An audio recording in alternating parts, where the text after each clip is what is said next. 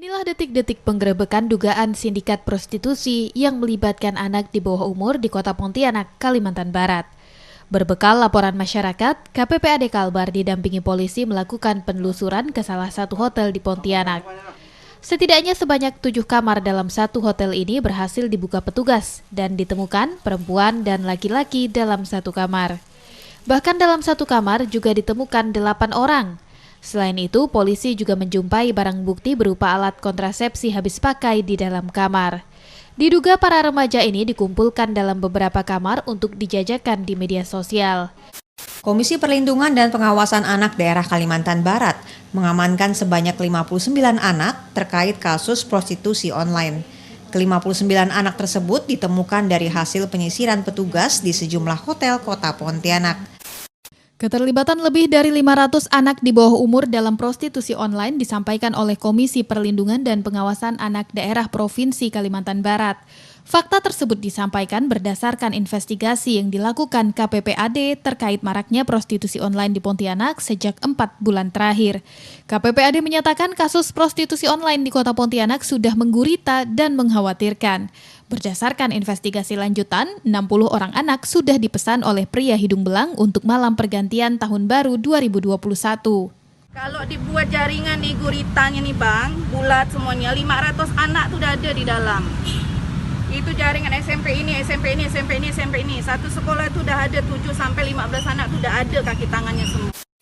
Kasus prostitusi online yang melibatkan anak di bawah umur di Kota Pontianak, Kalimantan Barat semakin marak. Menjelang akhir tahun di bulan Desember ini, sedikitnya sudah 4 kali Komisi Perlindungan Anak Daerah mengungkap kasus prostitusi online yang melibatkan anak di bawah umur. Kita akan bahas bersama kami di Kalbar minggu ini.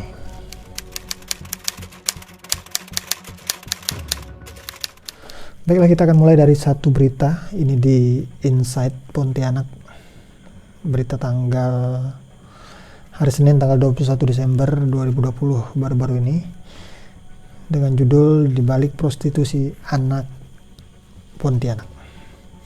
Kita akan baca dulu bersama-sama. Ini dia, Inside Pontianak, insidepontianak.com. Komisi Perlindungan Anak Daerah KPPAD Kalbar mencatat 117 anak Pontianak terlibat prostitusi online sepanjang tahun 2020. Mereka menjajakan diri via michat, salah satu aplikasi berkirim pesan. Tarifnya berkisar antara 300.000 hingga jutaan rupiah. Uniknya, mereka kerap tinggal hingga sepekan di hotel dan pindah jika bosan. Kasus prostitusi anak di Pontianak mencuat pertama kali pada Juli lalu. Tangkapan paling besar dilakukan awal Desember, 28 remaja terjaring, 10 diantaranya masih anak-anak. Nah, dari sejumlah kasus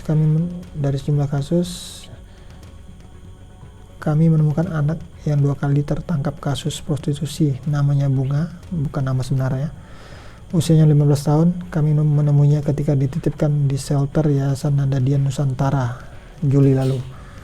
Walau 2 kali terjaring, baru kali ini dia dititipkan di sana. Satu yang tak mungkin dilupa ketika melihat matanya binar anak-anaknya tak redup. Bunga tampak malu ketika kami temui pertengahan Juli lalu. Saat itu dia dan Melati, 16 tahun, tengah beristirahat. Mereka bersenda gurau sambil menonton televisi. Lokasinya di shelter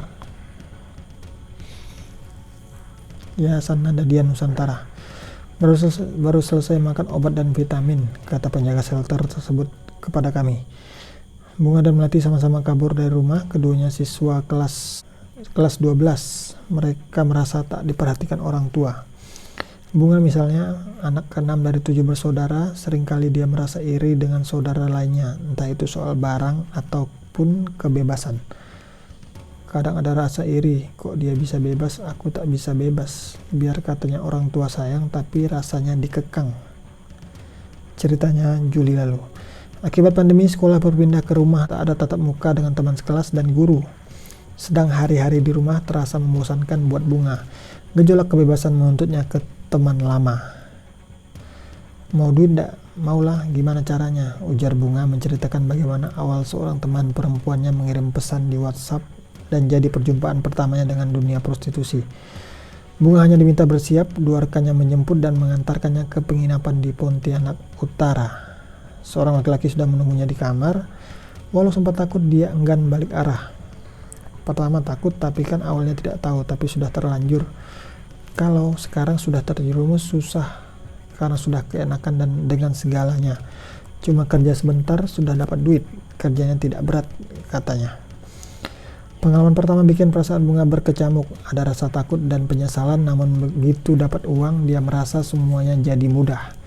Kumpul dengan teman-teman, tak memikirkan orang tua. Ponsel yang selama ini jadi sumber bahagianya di rumah pun lupa. Bunga yang sebelumnya belanja baju hanya jelang lebaran, sekarang kapanpun oke. Dia akhirnya bergabung dengan kelompok prostitusi tersebut.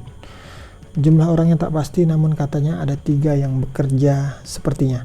Selain dipakai belanja, duit hasil prostitusi dipakainya untuk sewa kamar hotel berbintang. PT-PT dengan teman, nongkrongnya pun pindah dari hotel ke hotel. Selain dipromosikan teman, Bunga juga mengiklankan dirinya di micet. Dia mematok harga 300-500 ribu sekali kencan. Sudah termasuk kamar. Bukan hotel sembarang, minimal bintang 3 di tengah kota. Ketika pandemi, hotel banting harga, kesempatan bagus untuk komplotan mereka. Kalau di hotel sudah tidak pikir rumah, bahkan tidak pikirkan orang tua sama sekali, katanya. Ayah Bunga merupakan mantan sopir, sekarang serabutan, sedang ibunya sesekali dapat panggilan memijit orang. Di hotel mereka menginap lebih lama dari 5 orang sekamar, menyewa lebih dari 1 kamar dengan jangka waktu 3 hari sampai 1 minggu. Jika bosan tinggal pindah. Tak hanya perempuan, pacar-pacar mereka pun ikut ambil di kamar. Rata-rata teman sebaya, namun ada juga yang dewasa. Orang hotel asal ada KTP aman, tak pernah ditanya, sebutnya. Di komplotan Bunga ada 2 orang yang biasa dipakai kartu tanda penduduknya untuk proses pemesanan kamar. Mereka biasanya buka 1 kamar lebih dulu, disusul kamar lain setelah beberapa jam, akan tetapi masih dengan KTP yang sama. Ketika ada pelanggan, kamar dikosongkan, teman-temannya menunggu di kamar lain atau di lobi hotel. Setiap hari Bunga melayani 3-4 pelanggan. Usianya beragam, mulai dari 20 tahun hingga kakek-kakek pun ia terima. Mayoritas pelanggan tahu Bunga anak di bawah umur saat kencan, namun kondisi itu tak membuat mereka membatalkan niatnya. Akan tetapi bukan berarti Bunga tak pernah dapat perlakuan kasar. Sering dikasarin, dia maksa mau, terus kita sudah tak mau, tuturnya. Setelah melayani tamu, teman-temannya kembali masuk kamar. Mereka berpesta, tak jarang ada yang konsumsi narkoba. Sisanya untuk makan dan sewa kamar. Beberapa kali Bunga juga dipakai teman dekatnya memuaskan nafsu. Ketika bertemu kami Juli itu, Bunga mengaku menyesal dan tak akan mengulangi. Dia sudah 2 kali tertangkap polisi. Gadis permata lentik itu masih ingin melanjutkan cita-citanya menjadi guru. Waktu tertangkap pertama di rumah tak dikasih HP, takut komunikasi lagi dengan kawan-kawan ini. Bosanlah, lari lagi jadi. Tapi sekarang tidak mau lagi, katanya Juli lalu. Selain Bunga ada melati 16 tahun yang juga satu kelompok dengannya. Dia malah sempat mengonsumsi inek, salah satu bentuk narkoba. Selain bersama sindikatnya, tak jarang pelanggan juga menawarkan. Melati pertama kali melayani tamu di rumah salah satu orang teman. Dia diiming-imingi uang setelah kabur dari rumah pada Maret 2020 lalu. Ditarik, diajak kayak gitu, nanti dikasih duit karena lagi lari dari rumah makanya mau ikut, ceritanya Juli lalu. Dari sana dia dibawa ke hotel dan bertemu dengan Bunga. Mereka saling kenal sebelum akhirnya tertangkap pertengahan Juli lalu. Beda kasus dengan Bunga, Melati tinggal bersama kakek dan neneknya. Ayahnya sudah meninggal, ibunya kerja di luar kota, namun keduanya sama-sama memiliki komunikasi yang buruk dengan keluarga. Kakak perhatian baru sekarang setelah masuk dunia ini, dulu-dulu tidak ada, katanya. Direktur Yayasan Nandadian Nusantara, Kalbar, Depi Tiomana mengatakan sejak Januari 2020, YNDN mulai menerima limpahan anak yang terjerat prostitusi dan dari Polresta Pontianak. Mereka dititipkan ke kita karena ada waktunya sampai ke proses pengadilan kan lama, sehingga kita lakukan pembinaan kepada mereka, terangnya. Pembinaan itu berlangsung selama 3 bulan. Pertama kali berada di shelter, anak diruqyah dan diberi pendampingan agama. Selain itu mereka juga didampingi psikolog dan dokter. Selanjutnya mereka dikembalikan ke keluarga dan sekolah dan terus dilakukan monitoring, imbuhnya. Dengan pembinaan yang lama, YNDN memastikan tak ada anak yang kembali terjaring dalam lembah prostitusi. Yang sudah masuk ke sini nggak pernah mengulang karena di sini lama 3 bulan. Kalau yang mereka tangkap itu 1 hari kembali, mana nggak berulang, ungkapnya. Menurutnya permasalahan utama kasus prostitusi anak karena kurangnya perhatian dan pengawasan keluarga. Pasalnya dari sejumlah kasus ditemukan mereka kabur dari rumah. Penanganan pasca tertangkap pun masih kurang maksimal. Rata-rata mereka jarang kembali ke rumah, ada yang seminggu bahkan berbulan-bulan tak pulang. Artinya keluarga tidak peduli, katanya.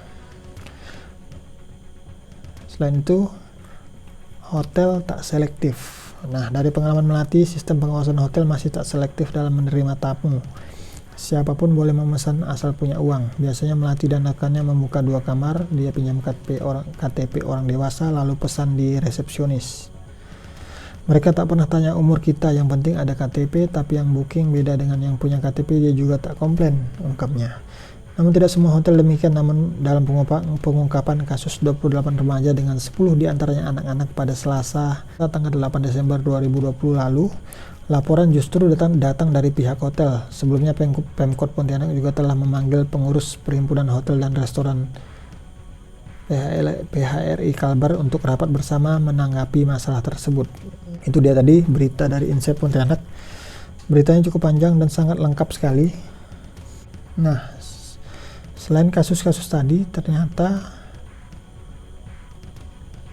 di hari Rabu kembali ditemukan kasus yang sama. Kita lihat prostitusi.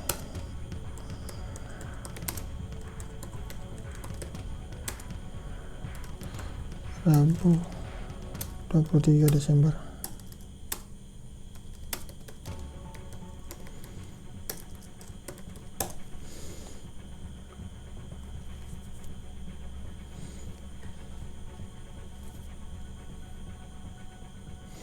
Ini dia, anak korban prostitusi online. Ini berita dari Hai Pontianak tanggal 23 Desember 2020. Anak korban prostitusi online di Pontianak tawarkan jasa di media sosial. Ini dia kasus terbaru dari prostitusi online di kota Pontianak. Prostitusi yang melibatkan anak di bawah umur masih marak terjadi di kota Pontianak. Ketua KPPAD Kalbar, Eka Nurhayati, mengatakan bahkan saat ini mereka mulai terbuka terang-terangan menawarkan jasa mereka di media sosial. Pada awak media, Eka mengatakan dari penelusuran di media sosial, pihaknya menemukan seorang anak yang menawarkan jasa di media sosial seharga 150.000 per jam. Mereka sudah ada yang terbuka di media sosial menawarkan jasa dengan tarif 150.000 per jam, ucap Eka pada Rabu 23 Desember 2020. Sebelumnya, ia bersama pihak kepolisian menggerebek anak di bawah umur di beberapa hotel di kota Pontianak. Dalam penggerebekan, setelah dicek ada 11 anak di satu hotel dan mereka sudah 4 hari tinggal di sana. Berarti ini ada pembiaran dari pihak hotel, ucapnya. Eka mengatakan beberapa dari mereka yang terjun ke dunia prostitusi beragam penyebabnya, mulai dari faktor ekonomi seperti kemiskinan, kepasrahan, dan gaya hidup. Ini dia beritanya. Oke. Dari berita-berita tersebut ada beberapa poin penting yang bisa kita tangkap dari kasus-kasus ini. Pertama adalah dari sisi pengawasan orang tua ataupun keluarga, di mana kita tahu rata-rata anak yang terlibat dalam kasus prostitusi ini kurang mendapat perhatian dari orang tuanya. Dan hal yang kedua, kondisi pandemi COVID-19 yang menyebabkan kegiatan belajar mengajar tatap muka di sekolah harus dihentikan, membuat anak-anak justru semakin jauh dari kegiatan belajar. Karena sudah terlalu lama di rumah, mungkin mereka merasa bosan. Ditambah tidak ada pengawasan dari keluarga tadi, hingga akhirnya memutuskan untuk mencari kegiatan di luar yang cenderung negatif seperti prostitusi online ini. Kita tentu sama-sama menunggu langkah konkret dari pemerintah dan juga pihak terkait agar kasus-kasus serupa tidak kembali terulang.